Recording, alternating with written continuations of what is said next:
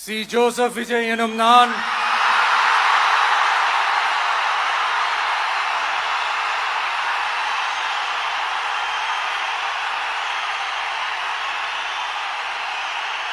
சட்டப்படி அமைக்கப்பெற்ற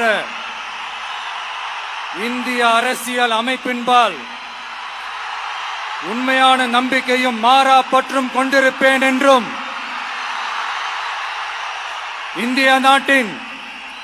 ஒப்பில்லாத முழு முதல் ஆட்சியையும் ஒருமையையும் நிலை நிறுத்துவேன் என்றும் தமிழ்நாட்டு அரசின் முதலமைச்சராக உண்மையாகவும் உளச்சான்றின்படியும் என் கடமைகளை நிறைவேற்றுவேன் என்றும் அரசியல் அமைப்பிற்கும் சட்டத்திற்கும் இணங்க அச்சமும் ஒருதலை சார்பும் இன்றி விருப்பு வெறுப்பை விலக்கி பலதரப்பட்ட மக்கள் அனைவருக்கும் நேர்மையானதை செய்வேன் என்றும் ஆண்டவன் மீது ஆணையிட்டு உறுதிமொழிகிறேன்.